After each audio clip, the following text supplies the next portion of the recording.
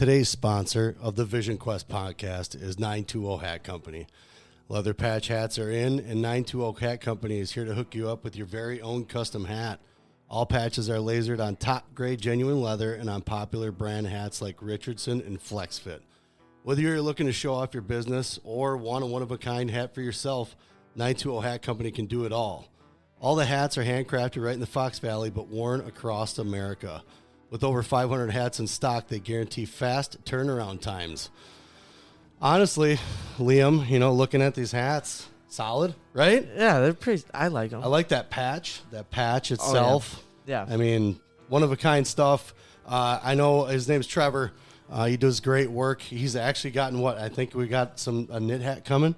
I think so, yeah. Yeah, we got that coming. So we're really excited to have these guys on board as a sponsor. So get down to check them out on Facebook. I believe they're on Instagram. Check them out, man. They got the best hats, I think, in the Fox Valley, if not in the state. Yes, sir. Yes, sir. So get down to 920 Hat Company on social media and check them out. So we'll say one more time around, but this is the second time around and maybe the third time around now, just technicality-wise, right, Coach? That's fine. I have Coach Troy Steiner here of the Gopher Wrestling Club with me. I tell you what, this has been an adventure in itself already, right? So we're just a couple guys. We're just here, we're here to talk. We're just trying to figure out how to talk, right? We can't figure out how to. Oh God. So we started out with some technicality issues. It's fine. It's all right. We're working through them. I think now we're professionals. I think we can handle this, right? Yeah, we'll get it done. Right. I wouldn't say we're professional, but we'll get it done. We'll get correct. Exactly. We will get the job done. So last time I talked to you was a couple years back, 2 years, I think, to be exact, because I think your son was a junior in high school when I talked to you, I believe. Yeah. So he just finished. I think he just finished high school. He's been now in college for 2 years. Yep. And he's starting his third year. Yeah. Where's he going to school? Well, he was at Central Michigan, but he's looking to come here to the University of Minnesota. Well, why wouldn't you? So. Why wouldn't you? Well, yeah. So, I mean, the Central Michigan, good school, right? I mean, it's obviously, we got a couple kids from Wisconsin here that are going. It's definitely on Liam's radar as far as just kind of looking at things in the big perspective. But I mean, honestly, and I wasn't just saying it just because your dad, because dad's there, the Gopher Wrestling program is actually kind of making its way up. You guys are grabbing some Wisconsin kids too, Yeah. No, I think the coach staff here does a great job, and they're definitely, they know that, a big part of recruiting is you want guys that are local or from the area, and that really, fit into this culture that they have here. And so they've definitely grabbed, or grabbing Wisconsin kids, and that's what they've always done. Yeah. In the past, they've done very well with Wisconsin kids. So we've noticed when the last time that we talked to you, I do believe you were still at Fresno State, correct? Yep. How was, so we didn't get, I mean, we talked a little bit about like what what was going on there, as far as the coaching and things like that, but we're just really talking basically about just your coaching, how you got into coaching. So with that, let's jump off and say, how was Fresno State? That was your first head coaching position, correct? Yes. Yeah. Okay. I went there in 2016 and had the opportunity to, bring a program back in.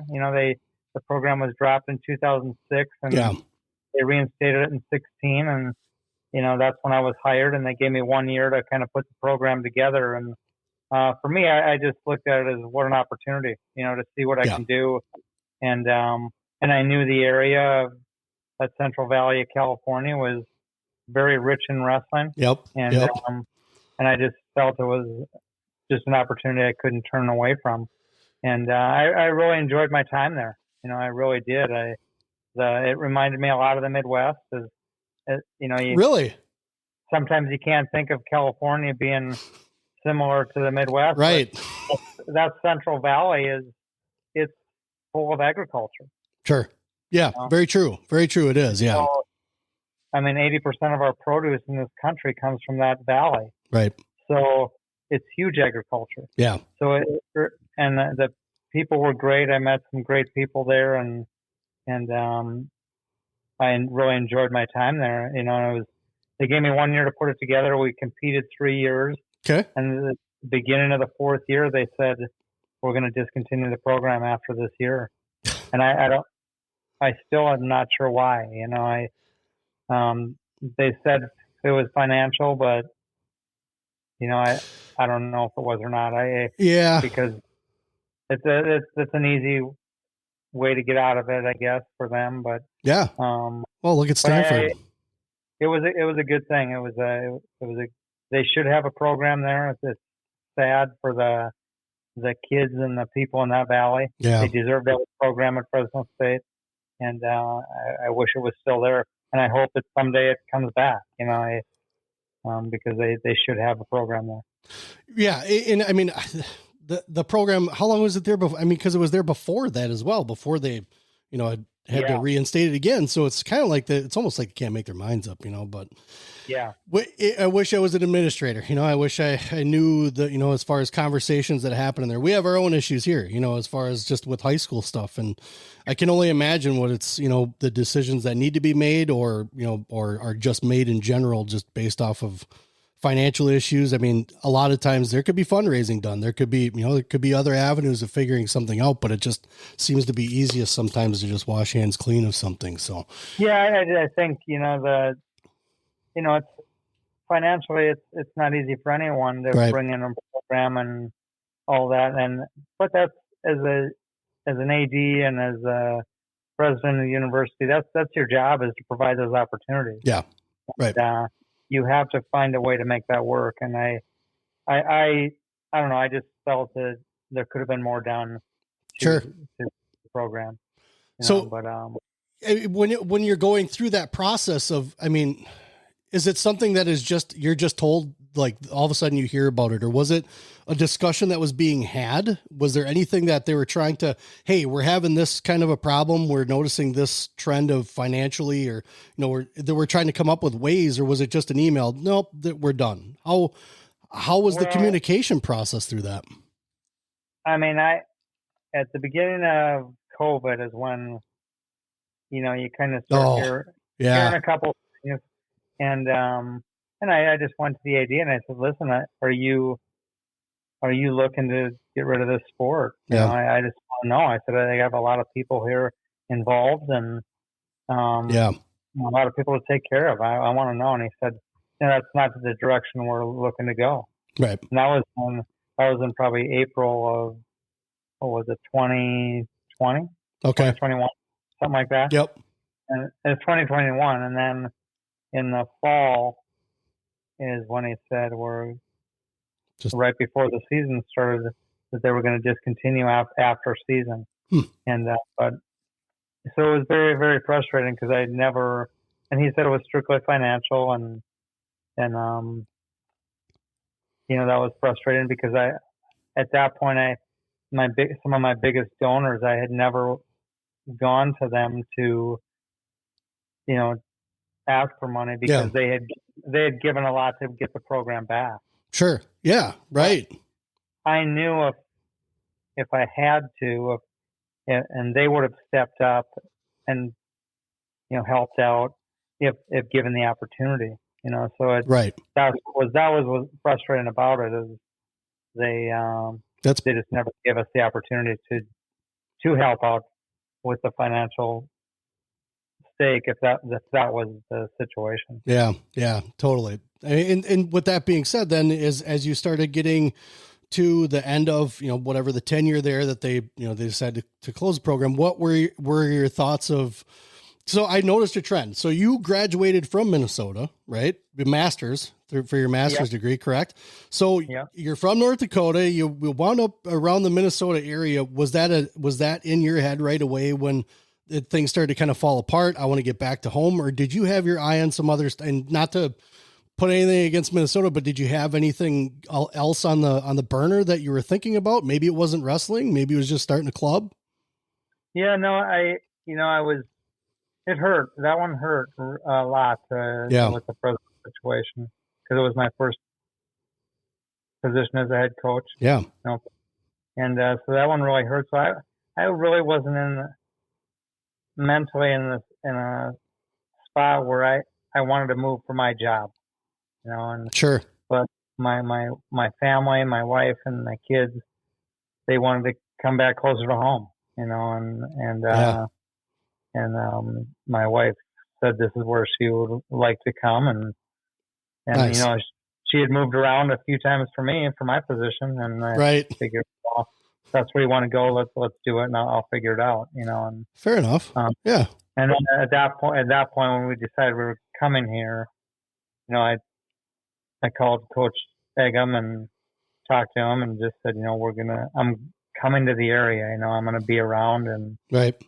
I don't know if you have anything available or not, but I am going to be in the area, and just so you know, and so that first year, really, I was around the program a little bit, but not real too involved.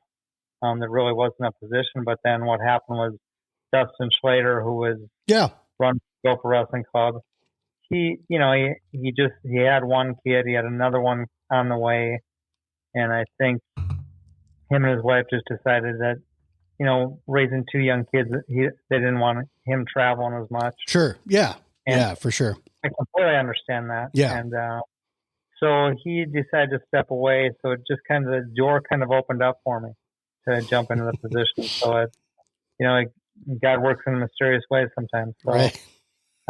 He'll open up a door and give me an opportunity here, and I've been grateful. And so I'll be honest with you. When I didn't really know about it, I mean, I read about it a little bit, but it didn't click. And then I saw you at a tournament, and I saw you had a Gopher shirt on. I'm like, holy shit, that's right. I forgot. He's around in the area, which I got a little more excited because it again, a great asset to have at any school. The whole, the situation that happened over at Fresno State was kind of a shock. And then knowing that you were able to, like, I saw you were back in the area, I was like, holy cow, this is going to be good. This is going to be good. So with you having the area that you're kind of from, I mean, you're born in North Dakota, but it's kind of the same thing, right? I mean, from here to Minneapolis, but being back here, were any of the guys from Fresno State coming along for the ride with you? Did you bring anybody from there? No, none of that. Because what happened was that final year, they told us in October they were dropping the program. So right away, I met with the team and said, listen, if you find a place and it's a good fit for you, you want to do it, I'm not going to be upset with you. Sure. None of us are in a good situation here. So right now, so if you find a spot, go ahead and get out of here and take it. And if not, let's work through the season and I'll help you find a spot after the season. So that was in October. Well, it's semester, I went from about 30 athletes to 15, because half the guys found a spot. Some guys weren't leaving no matter what the situation was. They were finishing school. Yeah. And senior year, they wanted to finish up. And so we fought through the season, and that was the COVID year. And, that's when the season never started till January. So really a strange year. Yeah, right. What a roller coaster, man. Wow. Yeah. So we just, fought through the season and then when it ended in March at the NCAs, that was, it hit during the whole season, really what was going on, but it was really, really put an end to it at NCAs. Yeah. Yeah. So we were talking a little bit before, as far as, the position you're at now. Now you're the wrestling club head coach. You're not, university head coach. That's Eggum. And we met Brandon a couple of times. Great guy. I think his son was on a dual team with Liam, and plus we'd been in tournaments with him around. He's a great guy. Now the roles have changed a little bit. I mean, and it's not even so much that it's like a control thing or anything like that, but like decisions and things like that. But how does that dynamic work? I guess some of us kind of Joe Blow kind of guys don't know, how does a RTC coach work with a head coach? Yeah, well, I think, in this time we're in with college athletics, with the NIL and all of that type of stuff, there's no doubt that coaches have to be looking at that piece of it. Yeah. They have to have some resources kept available for the NIL. But I think if you're really going to compete at this level, at the Division I level, you need both. You need NIL, you need a strong RTC, and obviously you need a strong college program that can feed off of probably both of those. For sure. But I think if you're going to compete at this level, you have to have all three. Okay. You have to have something for NIL. You have to have a strong RTC because those are the guys that are going to help bring the room up another level. Wrestling with the college guys. They're mentoring, helping mentor those college guys. They've been through the college system. Yep. And through that grind, they can help those guys through that. So I think, and it just, and then you look at from a recruiting standpoint, those young guys coming out of high school, they want, if they have aspirations of going on to make a U.S. team, World or Olympic team, they want a situation where they can start getting into that right in college. Yeah. And try to make a U20 team and U23 team, and if they have the aspiration after college to go on and make a senior team.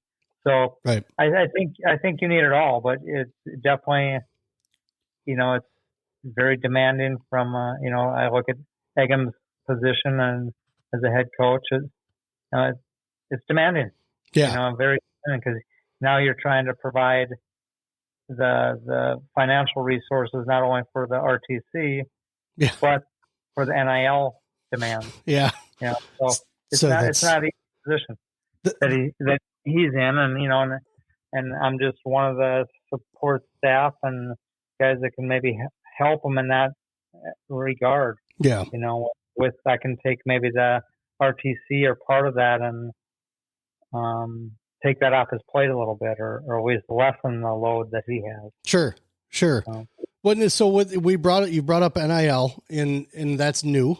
Obviously with money floating around, the transfer portal looks a lot larger than it used to.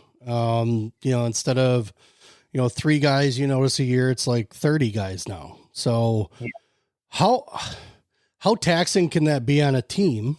I mean, not even just the coaches, but on a team, as far as you don't know if a guy is going to stick around. I mean, I don't know how the contracts work either, not contracts, but like scholarships and things like that work with these guys. I mean, is that changed the landscape a lot now and how you balance a team?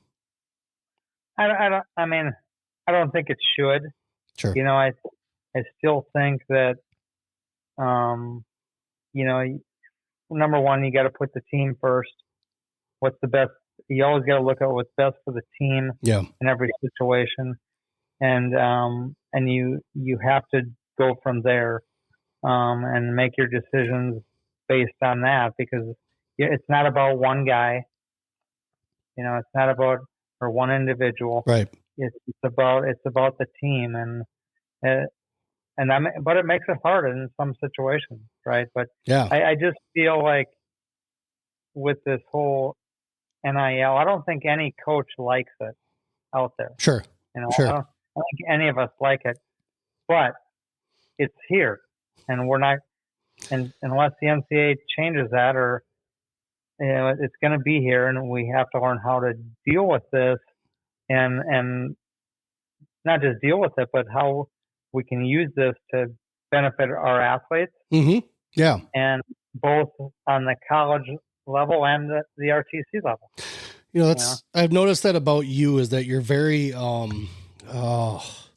very, very transitional, or very adaptable. You seem to, like, even talking to you before, listening to the episode that we did before, you seem to, something's going to happen. It's going to happen, right? Like you're along for the ride, and not necessarily just take everything that's thrown at you, but it seems like you're able to kind of take what's given to you and mold it so it works for you.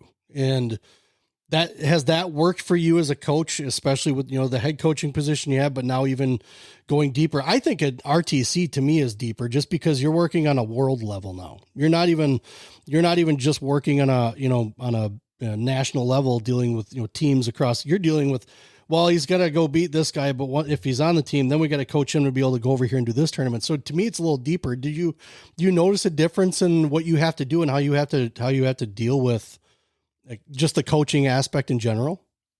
I don't know. I think coaching is coaching, right? When you're coaching wrestling, it's the other step outside of the coaching of the actual wrestling that you have to be willing or able to change and maybe make it pivot this way or pivot the other way, because change is inevitable.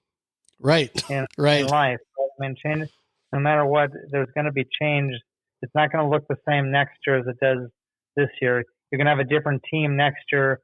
You can't treat that team the same as you had a team this year. It's going to be a little different. The dynamics are a little different. Yeah. You have to be able to make those changes and adapt, or I think you're going to get left behind. Yeah, again, you haven't changed, because you had the same response when I asked you about, when you were, because you started out in freestyle and Greco, you didn't start out in folk style. So what you were talking about, I asked you, what did you notice to have a harder time when you went to folks? You're like, wrestling's wrestling. You just said coaching's coaching. It's like, that's the interesting thing. And that about just how people take things and go about things, and whatever they choose to do in a situation, you seem to just roll with it. Like you said, you have to adapt. Things change happens every single day. I don't wake up the same way. I know that, I sure hurt a lot more now, so I have to adapt to that.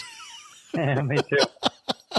So, but I think that's what it's, that's life. And it's not easy. Sometimes I don't like it. I don't like this new thing with the NIL. I don't think any coach out there likes it. Mm-hmm. And what it's kind of done to college athletics. Yeah, in general, right? Yeah, exactly. But it's how it has changed. It's here, good or bad. And so how are we gonna make this work for us? And for sure, how can we look to benefit from this? And really not just, I shouldn't say us. How can this benefit our athletes? How can we, in this model that we're in right now, how can we move our guys forward and really with trying to keep them grounded as well? And what is important in their lives? And because, some of this NIL money, it seems like a lot, but it's very little over the course of a lifetime. Right. Exactly. I mean, honestly, if you look at the aspect of, I just, use it, maybe you're getting some to pay school off, that kind of thing, but it's not like the long-term where you keep telling Liam too, you still have to rely on your education. Like you still have to, do your schoolwork. You're not going to have NIL just isn't going to keep following you as you get out of college. So you still need that. But yeah, it's a very good point. Because I think a lot of people think that this is like setting kids up for life, and really it's not. It's really just kind of giving them, I would say, extra change to pay off school, because it's not gonna pay off. It may hurt them because they're given so much, or it seems like a lot, but maybe because of that, they're not going to learn the life skills that they needed to learn from not having that. Very true. Very true. Double-edged sword. So yep. I think some of these athletes in college they'll live better in college than they will outside of it. If they do not learn the life skills and the things that need to be learned at that age. Yeah. Do they invest it? Do they put it away? Yeah. Are they just buying stuff, or are they just doing whatever kind of goofy stuff? But totally agree.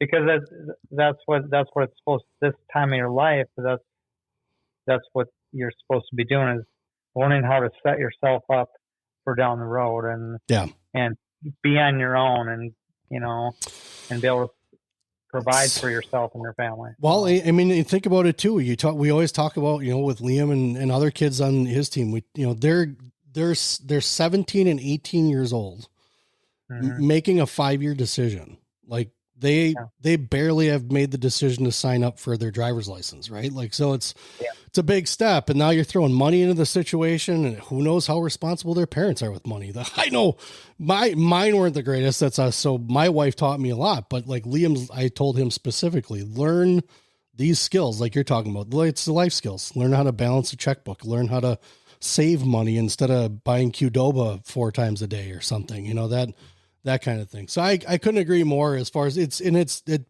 hopefully with the responsible parents, they are teaching them exactly what they need to be doing. You're not going to be doing this forever. So you need to put something in an IRA or whatever it is. But yeah, it's just weird. It's kind of different just because of coming from where you and I were with, sports when we were kids. And even when you were in college, you just didn't hear about that. You were just worried about how much of a scholarship am I getting? And that was about it. And now it's just the banks being thrown at kids now. So, well, interesting take. And I agree. So with the way that RTCs work, it's a little different though, right? I mean, so how does that work for an athlete that graduates from college? He decides to stay at the RTC. Do they have to be invited to stay? How does that work?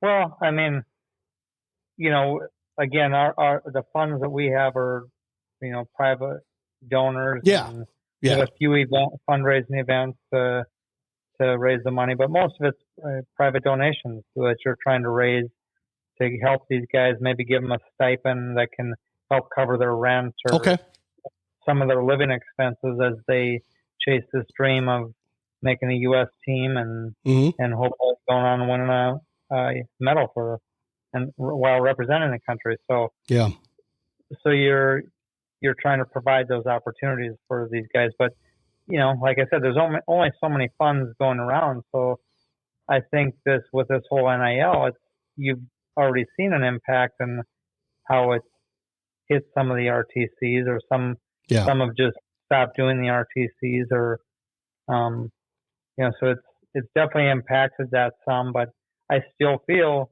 if you're going to compete at this level, you need both. Yeah. Yep. You need both NIL components. You need both strong RTC components. So you got to find a way to make that work and for your program. And we talked a lot about that with, I do a segment with Lucas Stelk called Parterre.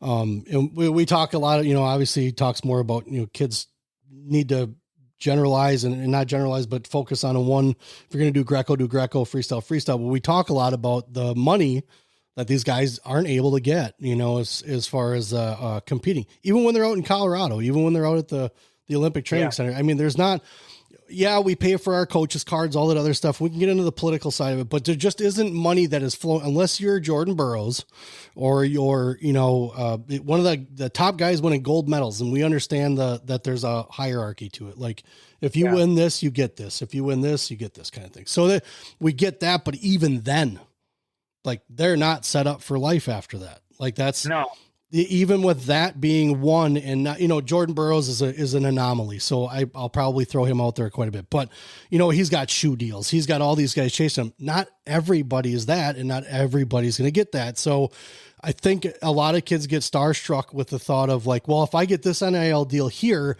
then these guys will get, they forget that a lot of it depends on them as well, and the work that they're going to be putting in. So is that important when you guys are watching a guy in, let's say, I don't know if it's the program North Dakota next door, if they don't have an RTC, are you watching guys to try and bring them, they're going to be done with school, trying to bring them in?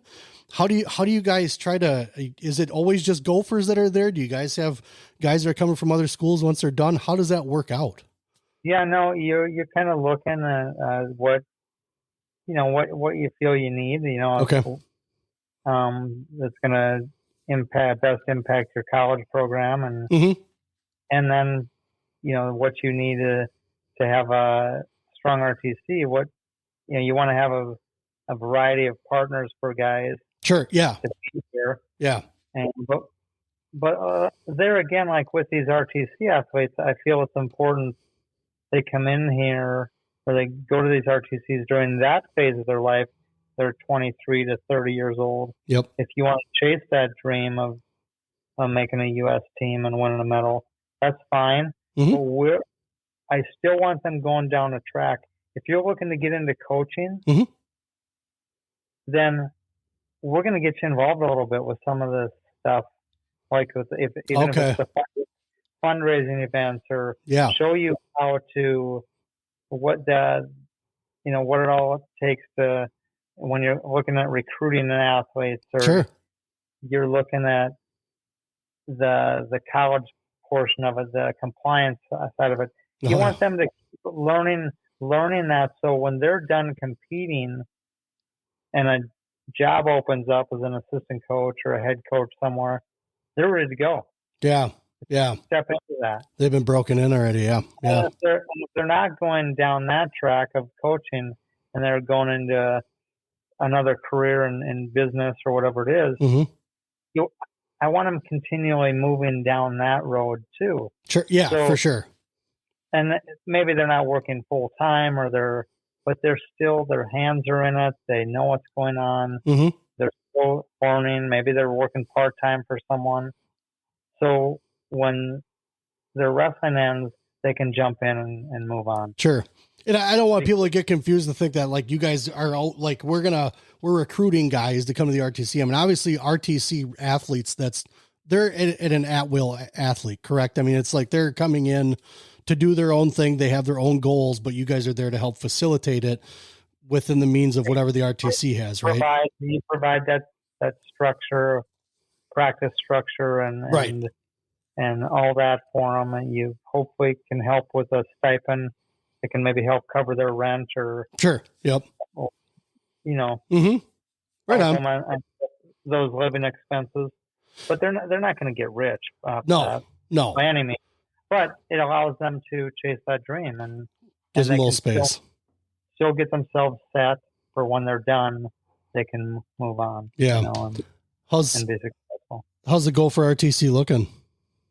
Yeah, good. We got I've had a few additions this year. We have Daniel DeShazer's there. That's right. Yeah. He'll be at 57 probably kilogram this year. He was at 61. Yep. Now this year he'll drop to 57. We have Jake Berglund, who just finished up here as a Gopher. He's going to compete at 70 kilogram. Then we have this Jasmine Polka. He's actually wrestled for Canada. He's on Canada's team. He's heading to the World Championships here. Nice. And he's this is probably his last cycle. So he's looking to finish up in the next couple of years here. Yeah. And then we have Owen Webster, who wrestled here as a Gopher and has been competing, and really has a great skill set for freestyle. Okay. But it's competitive, right? It's 86 kilo. You got a lot of guys there. That It's not going to be easy to break in, So not at all. But he does a great job, and I know he's a huge benefit to the Gophers as well. And then we have Hayden Zilmer, who was on the world team last year, 125 kilo. Yep. He was unfortunately injured in February, a knee injury, but he's on the mend right now. He should be back. We're hoping he's back here in early October. Yeah. Hopefully get ready for the U.S. Open in December, but if not, he is already qualified for the trial. Nice. Okay. Being a U.S. World Team member last year. Yep. Right. And, Trent Hilger from Wisconsin just joined us up here. Interesting. And he's looking to go on after 24, go another cycle. One more. Yeah. So, great to have him here. And he's just coming off a knee surgery too. So he hasn't really been on the mat yet. Sure. But I'm looking forward to working with him. It seems to be he's in there doing rehab every day. But I haven't really got to work with him on the wrestling piece of it yet, but it's been great to have around. Yeah. We brought him over for a camp a couple times. He's a great guy. Yeah, and then obviously we have Gable Stevenson, which is the U.S. representative this year, but speaking of anomalies, he will probably not be competing here at the World Championship. Really? Yeah, just because of his obligations with the WWE. I do feel that they are, and I don't. How's that been? I think he will have clearance here to compete through 24, and then after that he'll be strictly WWE. But it looks like he will come back for the college season and through Paris next year. Right. Yeah. Just heard something about that out there, that he is still, this year at least anyways, but then he's all in WWE wise. How's that? Have you guys had to work with the WWE with that stuff, or is that just USA Wrestling that has to deal with it? It's mainly Coach Agam and Luke Becker and Brandvold are kind of working with Gable's agent. Yeah. And the WWE. And, very weird. Different situation, but there again, I mean, he's the guy's doing pretty well with the WWE. He's taken care of financially, and so you don't want to mess that up for him. But right, yeah, of course. He's a unbelievable athlete. That Jesus, it's just he makes heavyweight look like 125. Yeah, it's crazy. So hopefully, they allow him to compete. Right on. This year. Yeah, I mean he's exciting to watch. I mean, talk about someone that brings butts to seats. That's the guy. And obviously being a young guy at the WWE, I'm sure he's got some ropes to go through. No pun intended, but I'm sure there's some things he's got to learn or whatnot. But I think it's going to be nothing but up for him at that place. So it's good to see that. A professional level like that, and obviously we don't consider it wrestling as far as our wrestling is, but it's close to catch wrestling as you can find with the way that things work as far as now, not just NILs, but look at him, WWE and these other careers that these guys want to do that are in combat sports. Do you guys have any guys that are doing MMA things, anything like that in the room? Out of Minnesota here, obviously Logan Storley. Yeah, yep. Done very well in the Bellator. Yep. Michael Blockus has just started, didn't he? Yeah, but he may be coming back into the college scene. That'll probably it's going to have to be figured out here quickly. Pretty quick. But I know there was some talk for that, but we'll see. But he's one that went on to the MMA. Was he 157? 149. 49. Okay. I couldn't remember which direction that was there, but and so with that kind of play going around as far as the professional sports and things like that, have you noticed like maybe a pickup in guys that are just trying to join wrestling to get into stuff like that? Have you noticed any like RTC? You notice a straggler coming in to try something out, or do they have to go through a vetting process to be able to even? Well, I've had some guys contact me, about wanting to come into the RTC, but there's a criteria that you have to have. Okay. Yeah. Okay. You must meet that to come in. So okay. So you can't just let anyone in, and you don't really want to either, especially if they haven't been around the sport much. Yeah. They're probably not going to challenge your guys the way they need to be. Yeah, I didn't know if it was it was just bringing, like in the beginning, started bringing some just kind of weird occurrences out or anything like that. But it just seems interesting in the difference in how everything works now. It seems like you said, it's changing. And I asked a long time ago if there's going to be an evolution. I guess I asked the question soon enough because there's a little bit of an evolution going on within the sport. Yeah, so it definitely gives their guys another option after college. Yeah, for sure. And if they don't want to go the Olympic route and try to make those teams, they have an option of going MMA. They have an option. Some of them have gone WWE. You know. Are you thinking about maybe throwing some MMA gloves on and trying to? I don't know who. I mean, I'd probably be an easy fight for someone. I'll come over. We can punch around a little bit. That's fine. But well, Coach, you've talked to me, and I appreciate the time. We're, like I said, we first one we did was 2 hours. We don't necessarily need to go 2 hours. So I appreciate you taking the time out again, joining me, kind of talking to us a little bit. Last, I think, 2 years since we've actually talked, and it's been great to talk to you. And I know we're probably going to wind up seeing you eventually here coming up, as far as maybe getting Liam over in the area to try to get some practices in after the season's done, things like that. So we honestly, the RTC hours are a little wacky for us because just we work, so I can't get them over to the Twin Cities right away at 8:00 in the morning. But we're making efforts to get in there. So hopefully maybe we get them over there. You can see them wrestle. So. But again, this has been Coach Troy Steiner here on the Vision Quest podcast with us. He is from the Gopher Wrestling Club now. He's doing awesome. If you guys ever get a chance, it's fun just watching him coach and how intense he is. It's great. You haven't changed, man. I love it. I appreciate that. And that's the best thing. So just hang out for 1 second after we hang up with the button I got to press here. And hopefully I don't hang up the whole thing and then we wind up, kind of screwed again. So everybody, take it easy. All of our episodes are brought to you by Appleton Tattoo, located at 117 South Appleton Street in Appleton, Wisconsin, right off the main drag on College Avenue. You can't miss them. I've had some work done. I have a Celtic cross that covers my back that was done by Jason. We're not done yet. Jason Winans and crew, the artists that he have there, those guys are the best in the Fox Valley.